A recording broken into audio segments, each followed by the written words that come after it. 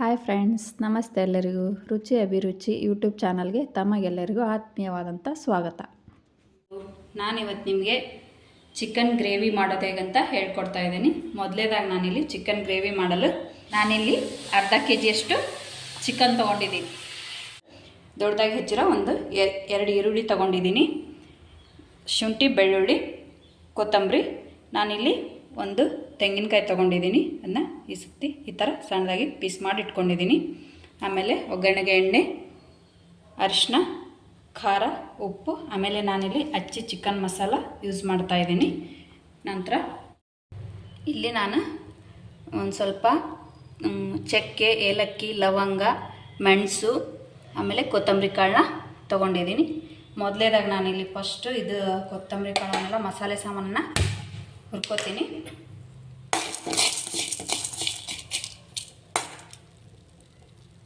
ಜಾಸ್ತಿ ಬೇಡ, 1 ಸ್ಪೂನ್ ಎಣ್ಣೆ ಹಾಕ್ಕೊಂಡು ಈ ಥರ ಫ್ರೈ ಮಾಡಿಕೊಳ್ರಿ. ಆಮೇಲೆ ಇದೇ ಬಾಣಲಿಗೆ ಕಟ್ ಮಾಡಿ ಇಟ್ಕೊಂಡು ಈರುಳ್ಳಿ,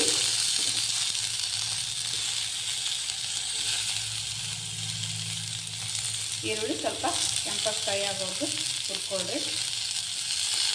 ಆಮೇಲೆ ಶುಂಠಿ, ಬೆಳ್ಳುಳ್ಳಿ, ಕೊತ್ತಂಬರಿನ ಇದರಲ್ಲಿ ನಾನು ಸ್ವಲ್ಪ ಲೈಟಾಗಿ ಫ್ರೈ ಮಾಡ್ಕೊತೀನಿ.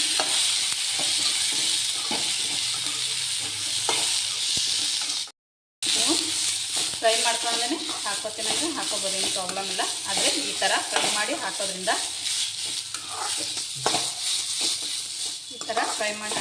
ಫ್ಲೇವರು, ಟೇಸ್ಟ್ ಚೆನ್ನಾಗಿರುತ್ತೆ. ನೋಡಿ, ಈಗ ಇಷ್ಟು ಫ್ರೈ ಆಯಿತು. ಈಗ ಇದನ್ನ ನಾವು ಮಿಕ್ಸಿಗೆ ಹಾಕೊಂಬರೋಣ ಮಸಾಲೆ ಎಲ್ಲ.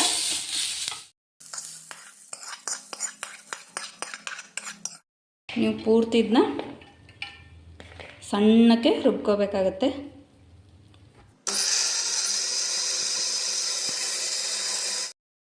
ಬನ್ನಿ ಫ್ರೆಂಡ್ಸ್, ಈಗ ಚಿಕನ್ ಗ್ರೇವಿ ಮಾಡೋದನ್ನ ಹೇಳ್ಕೊಡ್ತೀನಿ. ನಾನಿಲ್ಲಿ ಒಂದು ಪಾತ್ರೆನ ಕಾಯ್ಲಿಕ್ಕೆ ಇಟ್ಕೊಂಡಿದ್ದೀನಿ. ಅದಕ್ಕಿಲ್ಲಿ 7 ರಿಂದ 8 ಸ್ಪೂನಷ್ಟು ಆಯಿಲ್ನ ಹಾಕೋತಾ ಇದ್ದೀನಿ. ಎಣ್ಣೆ ಚೆನ್ನಾಗಿ ಕಾದ್ಮೇಲೆ ಅದಕ್ಕೆ ಕ್ಲೀನಾಗಿ ತೊಳೆದಿಟ್ಕೊಂಡಿರೋಂಥ ಚಿಕನ್ನ ಆ್ಯಡ್ ಮಾಡ್ತಾ ಇದ್ದೀನಿ. ಇದನ್ನ ಒಂದು 5 ರಿಂದ 6 ನಿಮಿಷ ಬೇಯಿಸ್ಕೊಳ್ಳೋಣ. ಇದು ಈ ಥರ ದುಂಡಾಗಿ ಆಗಬೇಕು ಚಿಕನ್ನ. ಇದನ್ನು ಸಹ ನಾವಿಲ್ಲಿ ನೀಟಾಗಿ ಎಣ್ಣೆಗೆ ಬೇಯಿಸ್ಕೊಳ್ಳೋಣ. ಈ ಥರ ನೋಡಿ, ಈ ರೀತಿ ಚಿಕನ್ ಕಲರ್ ಸ್ವಲ್ಪ ಚೇಂಜ್ ಆದಮೇಲೆ ನಾವಿದಕ್ಕೆ ಈಗ ಚಿಟಿಕೆಯಷ್ಟು ಅರಿಶಿನ, ಒಂದು 3 ಸ್ಪೂನಷ್ಟು ಖಾರ ಪುಡಿ, ರುಚಿಗೆ ತಕ್ಕಷ್ಟು ಉಪ್ಪು, ಆಮೇಲೆ ನಾನಿಲ್ಲಿ ಅಚ್ಚಿಯವರ ಚಿಕನ್ ಮಸಾಲ ಒಂದು ಸ್ವಲ್ಪ ಆ್ಯಡ್ ಮಾಡ್ತಾ ಇದ್ದೀನಿ. ಸ್ವಲ್ಪ ಟೇಸ್ಟು ಆಮೇಲೆ ಸ್ಮೆಲ್ಲು ಚೆನ್ನಾಗಿರುತ್ತೆ. ಇದನ್ನ ಒಂದ್ಸರಿ ಉಪ್ಪು, ಖಾರ ಎಲ್ಲ ಚಿಕನ್ ಪೀಸ್ಗಳಿಗೆ ಅಂದ್ಕೊಳ್ತಾರೆ. ಈ ಥರ ನೀಟಾಗಿ ಪೂರ ನಾವು ಇಲ್ಲಿ ಈ ಥರ ಕೈ ಆಡ್ಕೋಬೇಕಾಗುತ್ತೆ.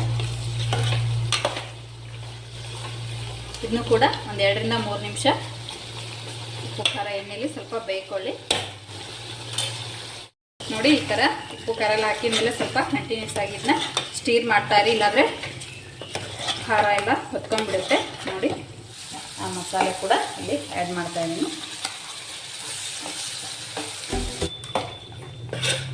ಪೂರ ಮಸಾಲೆ ಎಲ್ಲ ಪೀಸ್ಗಳಿಗೆ ಅಂದ್ಕೊಳ್ಳೋ ಥರ ಈ ಥರ ಸ್ಟೀರ್ ಮಾಡ್ತಾಯಿರಿ.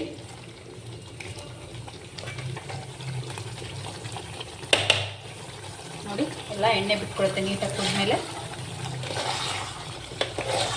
ನೀವು ಬೇಕಂದರೆ ಸ್ವಲ್ಪ ನೀರನ್ನು ಕೂಡ ಆ್ಯಡ್ ಮಾಡ್ಕೋಬೋದು. ಇದು ಗ್ರೇವಿ ಆದ್ದರಿಂದ ಸ್ವಲ್ಪ ಈ ಥರ ಗಟ್ಟಿಯಾಗಿದ್ರೇ ಚೆನ್ನಾಗಿದ್ದು. ನೋಡಿ ಫ್ರೆಂಡ್ಸ್, ಇದು ಚಿಕನ್ ಬೇಗ ಬೆಂದ್ಕೊಂಡ್ಬಿಡುತ್ತೆ. ಮಸಾಲೆ ಹಾಕಿದ್ಮೇಲೆ ಒಂದು 4 ರಿಂದ 5 ನಿಮಿಷ ನೀವು ಬೇಯಿಸ್ಕೊಂಡ್ರೆ ಸಾಕು.